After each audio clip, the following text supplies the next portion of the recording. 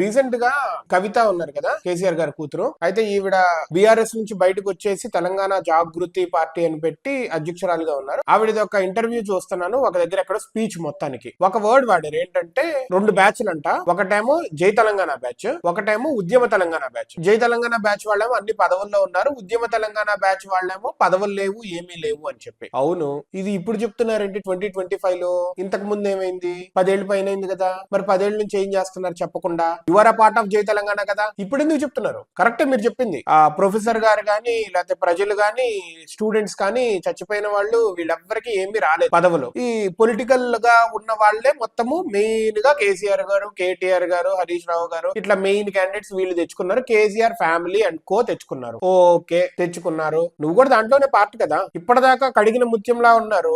ఇప్పుడు ఏమైంది మరి? What happened? మీరు చెప్పడం తప్పు కాదు, మీరు చెప్పింది కరెక్టే అని అనుకుందాం. కరెక్టే కూడా యాక్చువల్లీ. చూసే వాళ్ళందరికీ అదే అనిపిస్తుంది. ఇప్పుడు ఆయన ప్రొఫెసర్ గారు ఉన్నారు కదా, ఆ టైంలో బాగా యాక్టివ్ ఉన్నారు. ఆయనకు ఒక్క పదవి కూడా ఇవ్వలేదు, వాళ్ళంతా సెపరేట్ అయిపోయారు. Which is right. మీరు కూడా ఇన్నాళ్ళు ఎమ్మెల్యేగా, ఎమ్మెల్సీగా ఇలా డిఫరెంట్ రోల్స్ చేశారు కదా, మీకు సపోర్ట్ ఇవ్వలేదు ఆ లిక్కర్ స్కామ్ లో.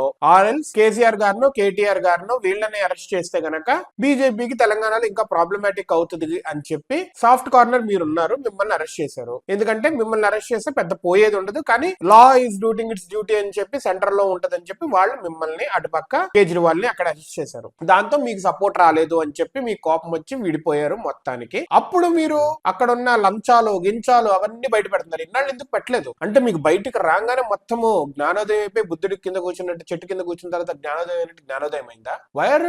Why are you behaving such that మీకు నిన్నే విషయాలన్నీ తెలిసి, ఇప్పుడే తెలిసి మీరు ఆ కుట్ర, లంచము అదంతా నచ్చక బయటకు వచ్చేసినట్టు చేస్తున్నారేంటి? మీరు ఒక కేసులో వెళ్ళిన తర్వాత మీకు సపోర్ట్ రాలేదని మీరు బయటకు వచ్చారు కదా, అప్పుడే కదా సెపరేట్ పార్టీ పెట్టుకొని ఉన్నారు. చూసుకోండి, ఇదే అంత బయటకు రాగానే ఏం అవ్వదు. At the end of the day final గా జగన్ చెల్లెలు ఉన్నారు కదా, ఆవిడకి పట్టిన పరిస్థితే పడుతుంది. ఏదో పార్టీలో మీరు కలవక తప్పదు, అంత సపోర్ట్ రాదు. If you wanted support or else if you wanted to be A specific leader, మీకంటూ సెపరేట్ గా ఒక ఐకానిక్ మోడల్ లా క్రియేట్ చేసుకొని రావాల్సింది బయటికి. ఎప్పుడో వచ్చేసింది. ఏదైనా స్కామ్ జరిగిన వెంటనే అప్పుడే నేను చీలిపోతున్నాను because of the scam, because I'm not like thing this అనుకొని రావాల్సిందే. కానీ ఇప్పుడు మీకు రావాల్సిన డబ్బులు రాలేదనో, లేకపోతే మీకు రావాల్సిన సపోర్ట్ రావట్లేదనో, లేదా మిమ్మల్ని తొక్కేస్తున్నారనో బయటకు వస్తే అవ్వదు. కానీ మీరు చెప్పిన నిజాలే, విచ్ ఐ అగ్రీ. జై తెలంగాణ బ్యాచ్, ఉద్యమ తెలంగాణ బ్యాచ్ 2 ఉన్నాయి. జై తెలంగాణ బ్యాచ్ వాళ్ళేమో డబ్బులు దండుకున్నారు పొలిటికల్ గా ఉండి, వాళ్ళకేమో ఏ దిక్కు లేకుండా అయిపోయారు.